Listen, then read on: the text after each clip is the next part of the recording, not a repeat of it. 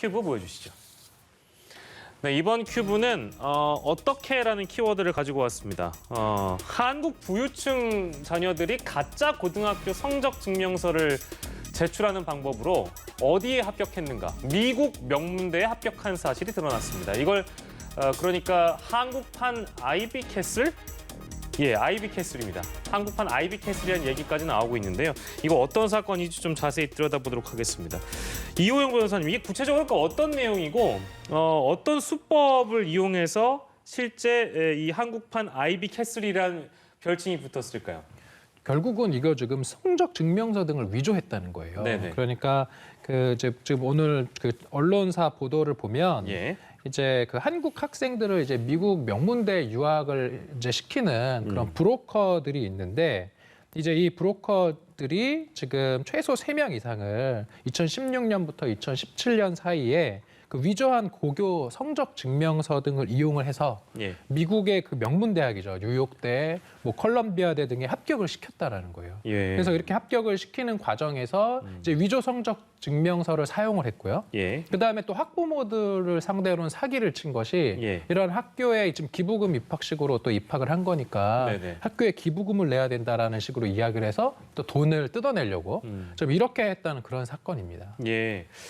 참 이런 일도 벌어지는구나라는 생각이 들면서도 실제 그 지난해에 그 미국판 사건이 있었습니다. 미국판 스카이캐슬이라고 부르는데, 근데 이 사건은 저희가 지금 얘기했던 한국판 아이비캐슬이랑 좀 내용이 다르죠. 네, 근데 조금 다르긴 한데 사실 뭐 대동소이하다고 볼 수 있는 그렇습니까? 부분은 뒷돈을 넣었다라고 하는 것입니다. 대학교에. 예. 그리고 여기서도 이제 할리우드 스타들이 연루되었던 미국판 사건에서도 입시 브로커가 똑같이 등장을 합니다. 예. 처음에 입시 브로커란 얘기를 들었을 때는 한국의 특유의 그 입시 문화가 브로커까지 만들어내서 미국 유학에서도 그렇게 작동을 하는 것인가 싶었는데 예, 여기서도 바로 입시 브로커가 미국에서도 등장을 하고 있다는 거거든요. 예. 이것을 좀 구조적으로 봐야 될 것 같은데 미국은 사실 국립대, 사립대 비율을 봤을 때 한국보다는 그래도 국공립대학교 비율이 높기는 합니다만은 예. 근데 사실 보면 한국은 사립대더라도 학교에 부여되어 있는 어떤 조건이라든지 의무 이런 것들이 센 편이고 한국 사회가 이제 뭐 학교 설립이라든지 이런 것들은 사적 민간의 영역에 맡기더라도 제도상으로는 굉장히 규율하고 있는 힘이 있는 편이거든요. 근데 미국의 학교들을 보면 굉장히 학교별 자율성이 굉장히 높습니다. 예. 어떤 학교는 SAT 성적을 안 보는 학교도 있고요. 예. 그러다 보니까 이제 학교별로 입시가 좀 파편화되어 있는 것을 좀 틈타서 예. 어떻게 보면 좀 허술하다고 볼 수 있겠죠. 미국이 한국보다도. 예. 그런 것들을 좀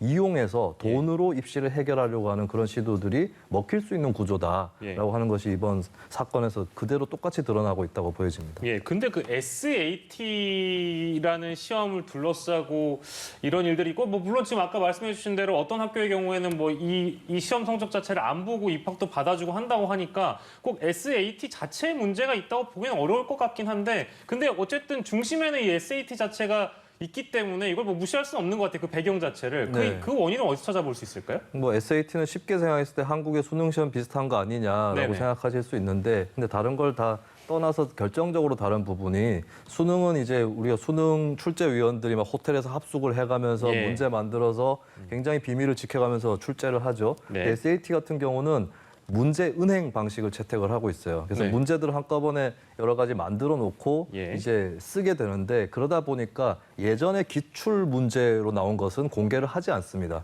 기출 문제가 다시 나올 가능성이 있기 때문에 예. 그런데 만약에 거꾸로 기출 문제가 유출되어 버렸다라고 한다면 SAT 문제를 미리 수험생이 알 수 있다라고 하는 것이죠. 그래서 실제로 각종 방식으로 이 문제를 빼내는 시도들이 과거에도 있어 왔고 예. 심지어는 시험을 치는 사람들이 가서 이제 몰래 시험지를 부분적으로 찢어서 나오다가 적발된다거나 예. 그런 문제들이 계속 있어 왔던 것이고 그 예. SAT가 이번에 이제 문제하고 답이 미리 유출이 돼서 예. 이 유학을 하려고 하는 사람들에게 건네어졌다라고 하는 것이 또 한 번 드러난 것이죠. 네, 뭐 어쨌든 그 학생들을, 그러니까 자녀들을 유세 대학에 보내고 싶어하는 부모의 욕망이 또 있는 것이고, 그런 부모의 욕망을 노리고 이 브로커들이 접근해서 돈을 받아 가로채고 그런 모르는 사이에 이제 또 그 피해는 또 대학들이 보는 것 같기도 하고, 뭐 아무튼 그렇습니다. 한국이나 미국이나 이제 이런 우리가 얘기하는 한국판 아이비캐슬, 미국판 스카이캐슬 이런 얘기를 좀 나눠봤는데요. 이 보면 그 브로커가 중간에서 사실관계를 부인하고 있는 상황이라고 저희가 들었는데 이 여러 가지 좀 뭐 가능성들을 좀 염두에 두고 좀 들여다봐야 될 것 같긴 합니다. 이호영 변호사님 상황이 좀 어떻습니까?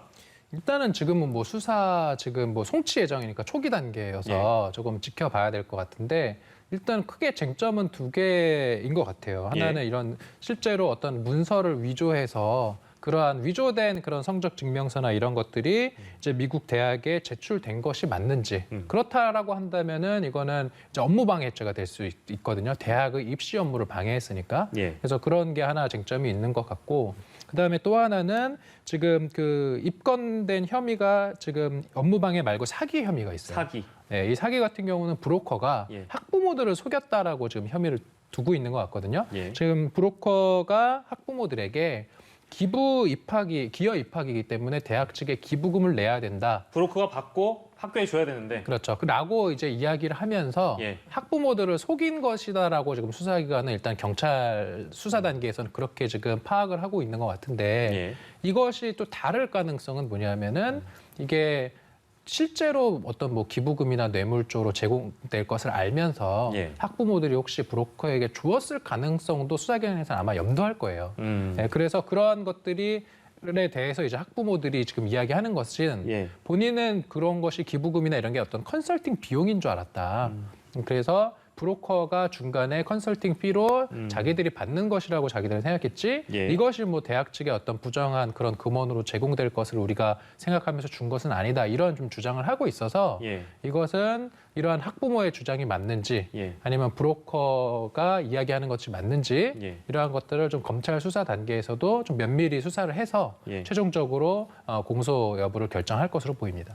알겠습니다. 근데 실제로 이제 이런 허위 성적 증명서를 통해서 미국 대학에 입학한 게 실제로 확인되면 뭐 많은 분들이 생각하시겠습니다만 취소돼야 되는 거 아니냐 이렇게 생각하실 수 있잖아요. 실제 취소까지도 가능하다고 봐야 될까요? 네, 이미 사례가 나온 것이 2017년에 동부 아이비리그에 있는 모 대학교에 입학했던 모 어학원 이사장 딸이 있는데 그 딸 같은 경우는 이제 입학이 또 취소가 되는 그런 전례가 있었던 것이고요.